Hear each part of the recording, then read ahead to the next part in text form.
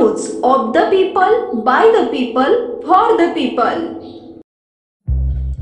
प्राप्तिकर भरल्यानंतर अनेक करदाते हे प्राप्तिकर परताव्याची वाट पाहतात। अनेकांना अद्याप परतावा मिळालेला नाही। प्राप्तिकर खात्याला जोडलेल्या बँक खात्याचे व्हेरिफिकेशन करण्यासाठी प्राप्तिकर खात्याकडून काही जणांना ईमेल गेले। याच त्रुटीचा फायदा घेत आता सायबर चोरटे सक्रिय झाले। अनेक करदात्यांना आता ईमेल आणि मेसेजद्वारे प्राप्तिकर परताव्याच्या नावाखाली गंडवलं जात आहे। प्राप्तिकर विभागानेच आता याबद्दल जनजागृती करण्यासाठी पुढाकार घेतला असून करदात्यांना काळजी घेण्याचं आवाहन केलंय। उत्पन्नावरील प्राप्तिकर भरण्याची शेवटची मुदत 31 जुलै होती। कोट्यावधी भारतीयांनी या मुदतीच्या आत कर भरलेला आहे किंवा आपल्या उत्पन्नाची माहिती प्राप्तिकर विभागाला दिली आहे। त्यानंतर ऑगस्ट महिन्यात प्राप्तिकर परतावा दिला जात असतो।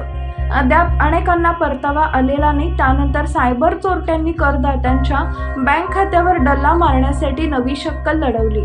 याबद्दल आता प्राप्तिकर खात्याने परताव्याबद्दल कोणताही मेसेज किंवा ईमेल आल्यास त्याला उत्तर न देण्याचं आवाहन केलंय।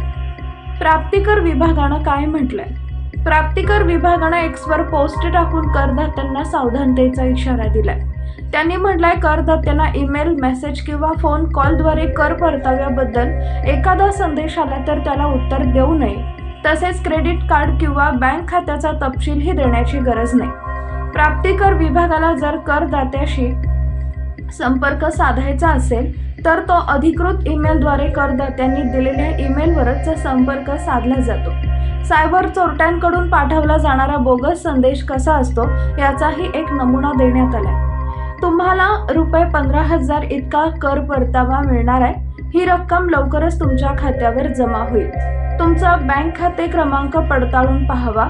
जर खाते क्रमांक चुकीचा असेल तर खालील लिंकवर क्लिक करून तुमचा योग्य खाते क्रमांक अपडेट करावा, अशा माहितीचे मेसेज काही जणांना पाठवले जाते। फसवा संदेश आल्यानंतर काय कराल? करदात्यांना जर असे फसवे संदेश किंवा फोन कॉल आले तर काय करावे याच्याही सूचना दिल्या। जर करदात्यांना अशा प्रकारचे फसवे संदेश आले तर त्यांनी ते webmanager@incometax.government.in वर पाठवून द्यावे। तसेच जर ईमेलद्वारे संदेश आला असेल तर तो ncIDNT@certin.org.in वर पाठवावा, असं प्राप्तिकर विभागाकडून सांगण्यात आले। तसेच प्राप्तिकर विभागाच्या अधिकृत संकेतस्थळाशिवाय इतर संकेतस्थळाचा ईमेल आल्यास आणि त्यात कर परताव्याबाबत कोणत्याही लिंकवर क्लिक करण्यास सांगितले असेल तर अशा लिंकवर क्लिक करू नका, असंही सूचित करण्यात आले।